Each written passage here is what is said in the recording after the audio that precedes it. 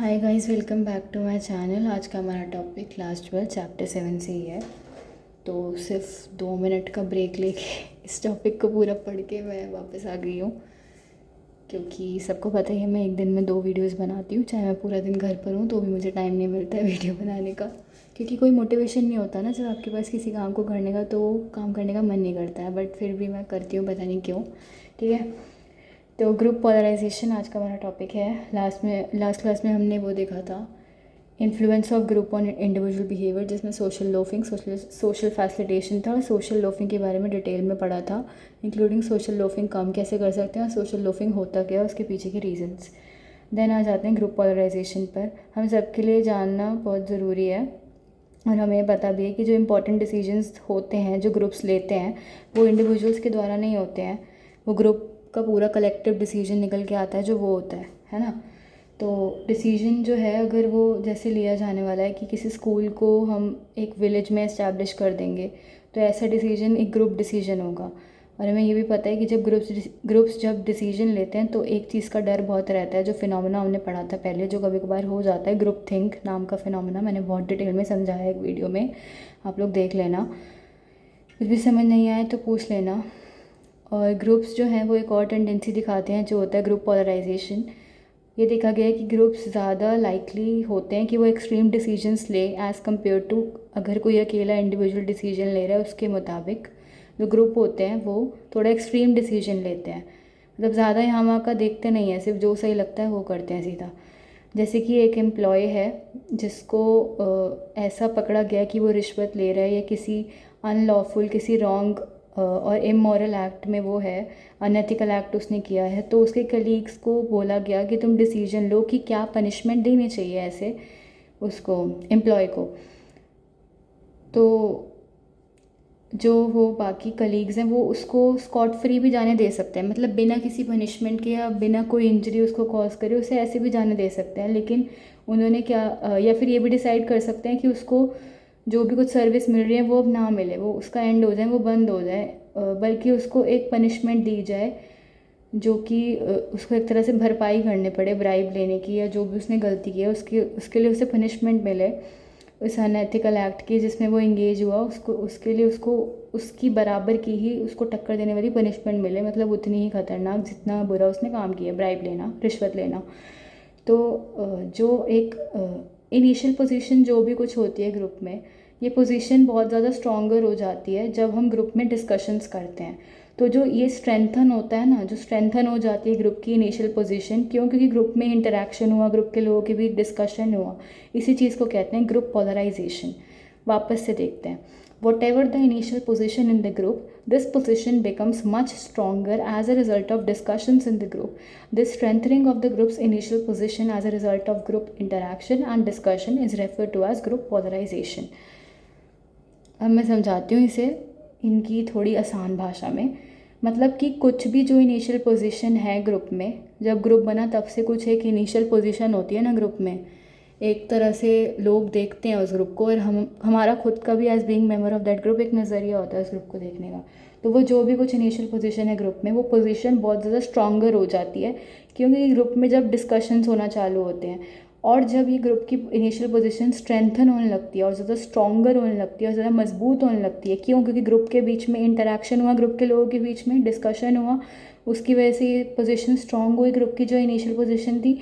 इसी को बोलते हैं ग्रुप पोलराइजेशन। और ये कभी कभार इसके जो हैं डेंजरस आफ्टर इफेक्ट्स या कॉन्सिक्वेंसेस भी निकल कर आ सकते हैं, इसके खतरनाक रिpercussions हो सकते हैं, क्योंकि ग्रुप कभी कभार एक्सट्रीम पोजीशंस भी ले लेता है या ले भी सकता है। मतलब कि बहुत ज़्यादा वीक से बहुत ज़्यादा स्ट्रॉन्ग डिसीजंस भी जो है ग्रुप ले सकता है। ठीक है, ग्रुप पोलराइजेशन होता क्यों है भाई, इसके क्या रीज़न है? एग्जाम्पल लो, क्या कैपिटल पनिशमेंट होनी चाहिए? कैपिटल पनिशमेंट क्या होती है? कैपिटल पनिशमेंट का मतलब ये होता है कि हाँ, तो जब ऑथराइज्ड और लीगलाइज्ड होता है किसी बंदे की किलिंग करना, या killing of someone which is authorise and legalise. क्यों? क्योंकि उस पर्सन को पकड़ा जाता है कि उसने क्राइम किया है, तो इस वजह से तुम उसको मौत की सज़ा या मौत के घाट उतार सकते हो, मौत की सज़ा दे सकते हो। कैपिटल पनिशमेंट होती है। तो एग्जाम्पल लेते हैं कि कैपिटल पनिशमेंट होनी चाहिए या नहीं होनी चाहिए। सपोज़ हम पर्सनली कैपिटल पनिशमेंट को फेवर करते हैं किसी भी रॉन्गफुल या अनएथिकल क्राइम के लिए। तो क्या होगा अगर हम इंटरैक्ट कर रहे हैं या डिस्कस कर रहे हैं इस इशू को उन लोगों के साथ जिनका दिमाग हमारे जैसा ही चलता है या जो हमारे जैसे सिमिलर ही सोचते हैं।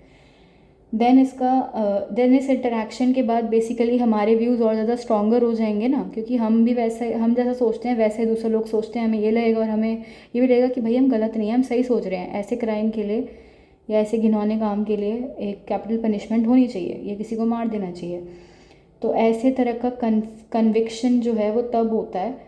वैसे कन्विक्शन का मतलब यही है कि कोर्ट ने भी ऐसा बोल दिया और ऐसा प्रूव हो चुका है कि हाँ ये पर्सन जो है इसने एक अनएथिकल एक्ट किया है या उसने कोई घिनौना काम किया है, उसने क्राइम जो है करा है, तो इसलिए तुम उसको कैपिटल पनिशमेंट दे सकते हो। मतलब ये नहीं बोला कि कैपिटल पनिशमेंट दे सकते हो, बट ये बोल दिया, इतना प्रूव हो चुका है, इतना जूरी एंड कोर्ट वगैरह ने बोल दिया है और ऐसा प्रूवन है कि हाँ उस बंदे ने कुछ क्राइम कमिट किया है। तो ऐसा जब हो तो कुछ 3 रीजंस की वजह से ग्रुप पोलराइजेशन होता है। जब मैं लाइक माइंडेड पीपल की कंपनी में हूँ या अपने जैसा सोचने वाले लोगों के बीच हूँ तो मेरे को नए आर्ग्यूमेंट्स सुनने को मिलेंगे उन लोगों से भी जो कि मेरे ही व्यू पॉइंट को फेवर कर रहे होंगे। इसकी वजह से क्या होगा, this will make my view point ज़्यादा फेवरेबल टूवर्ड्स कैपिटल पनिशमेंट। इसकी वजह से जो मेरा व्यू पॉइंट था कि मैं कैपिटल पनिशमेंट को फेवर करती हूँ वो ज़्यादा और ज़्यादा मैं उसे फेवर करने लगूंगी, क्योंकि बाकी लोग भी मुझे सपोर्ट करने के लिए है ना उस चीज़ में। देन सेकेंड रीज़न पे आते हैं, जब मेरे को लगता है कि बाकी लोग भी फेवर कर रहे हैं कैपिटल पनिशमेंट को, तो मेरे को लगता है कि मेरा व्यू तो जो है वो वैलिडेट हो चुका है पब्लिक से। मतलब कि सबको पता चल चुका है कि मैं जो सोच रही हूँ वो सही है और मेरे ऊपर कोई डाउट करने वाला या मुझे कोई गलत कहने वाला, टोकने रोकने वाला नहीं है। तो all people are agreeing with me, तो उस चीज़ को बोलते हैं बैंड वैगन इफेक्ट। तीसरा आ जाते हैं, जब मुझे पता लगता है कि लोगों के सिमिलर व्यूज़ हैं मेरे जैसे, तो मैं उनको परसीव करने लगती हूँ एज इन ग्रुप कि भाई ये लोग ही मेरे जैसे हैं क्योंकि इनके व्यूज़ भी मेरे जैसे हैं। तो मैं उन लोगों के साथ या उन ग्रुप के साथ जो मेरे जैसा सेम व्यू रखता है कैपिटल पनिशमेंट देनी चाहिए ऐसे हीनस क्राइम के लिए या ऐसे घिनौने काम के लिए जो कि ब्राइब दे रिश्वत करने वाला काम है, रिश्वत लेने वाला काम है, तो मैं आइडेंटिफाई करने लगती हूँ उस ग्रुप के साथ और मैं उस ग्रुप के उस ग्रुप के प्रति कन्फॉर्मिटी दिखाने लगती हूँ। एज अ कॉन्सिक्वेंस मेरे व्यूज़ और ज़्यादा स्ट्रेंथन हो जाते हैं। तो ये 3 रीजंस हैं ग्रुप पोलराइजेशन के, ठीक है। और इस टॉपिक का समराइजेशन मैं नेक्स्ट वीडियो में दे दूँ प्लीज़, या मैं दे ही देती हूँ। असल में ना मुझसे गर्मी सहन नहीं हो रही है, बिना पंखे की वीडियो बना रही हूँ मैं, तो मेरे सिर पे बहुत हावी हो जाती है वो चीज़। Sorry, I am sorry. Then group polarisation में हमने देखा कि जो ग्रुप की इनिशियल पोजीशन वो कुछ भी है, वो पोजीशन ज़्यादा स्ट्रॉन्ग हो जाती है क्योंकि ग्रुप में डिस्कशंस हो रहे हैं उसकी वजह से। तो ग्रुप की इनिशियल पोजीशन का स्ट्रेंथन होना या उसका और ज़्यादा स्ट्रॉन्ग होना किस वजह से, क्योंकि ग्रुप के लोगों के बीच में इंटरेक्शन हो रहा है, डिस्कशन हो रहा है किसी चीज़ को लेकर, इसी को कहते हैं group polarisation. And group polarisation क्यों होता है, 3 रीजंस की वजह से होता है ग्रुप पोलराइजेशन। अगर मैं अपने जैसे सेम सोचने वाले लोगों के साथ हूँ तो मेरे को उनसे नए आर्ग्यूमेंट सुनने को मिलेंगे जो कि मेरे ही व्यू पॉइंट को फेवर कर रहे होंगे। इसकी वजह से मैं ज़्यादा फेवरेबल हो जाऊंगी टुवर्ड्स कैपिटल पनिशमेंट, क्योंकि मेरा मानना ये था कि किसी भी गलत क्राइम के लिए, किसी भी घिनौने काम के लिए, अनएथिकल रॉन्गफुल एक्ट के लिए या इमोरल चीज़ के लिए कैपिटल पनिशमेंट देनी चाहिए, किसी को भी किल कर देना चाहिए क्योंकि प्रूव हो चुका है कि उसने क्राइम कमिट किया है इस वजह से। और ऑथोराइज लीगलाइज ऐसा हो जाना चाहिए कि वो खेल लो। प्लस जब मुझे लगेगा कि हाँ बाकी लोग भी मेरे जैसा सोचते हैं and they are supporting, they are agreeing with me, तो आई थॉट व्हाट कि भाई मैं सही हूँ और मेरा वो जो फेवरेबल व्यू था कैपिटल पनिशमेंट देने का वो और ज़्यादा स्ट्रेंथन हो जाएगा। प्लस जब मेरे को दिखेगा कि बाकी लोग कैपिटल पनिशमेंट को फेवर करते हैं, मतलब जिस चीज़ को मैं फेवर करती हूँ उसको ही वो लोग फेवर करते हैं, तो मतलब मेरा व्यू वैलिडेट हो गया बाय द पब्लिक, मैं सही साबित हो गई भारी भीड़ में है लोगों के बीच। और एक तरह से मुझे थोड़ा वो मिल गया, कॉन्फिडेंस आ गया और ज़्यादा मेरे अंदर कि भाई मैं सही सोचती हूँ और मैं सही सोच रही थी, क्योंकि बाकी लोग भाई मुझ पर सवाल ही नहीं उठा रहे, जो मैं सोचती हूँ वही सही है, बाकी लोग भी वही कह रहे हैं जो मैं कह रही हूँ, कैपिटल पनिशमेंट देनी चाहिए। तो बैंड वैगन इफेक्ट होता है जब मेरा व्यू जो है वो वैलिडेट हो जाए by the public.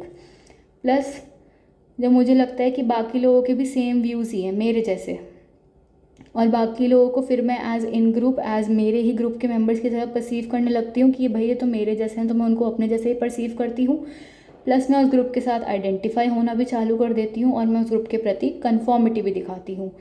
And as a consequence मेरे व्यूज़ और ज़्यादा स्ट्रेंथेंड और ज़्यादा स्ट्रॉन्ग हो जाते हैं favouring towards capital punishment again, जो कि टॉपिक था, मतलब जो कि एग्जाम्पल था कैपिटल पनिशमेंट का। नेक्स्ट में हम देखेंगे कन्फॉर्मिटी, कंप्लायंस, ओबीडियंस, बहुत ज़्यादा इंपॉर्टेंट है ये।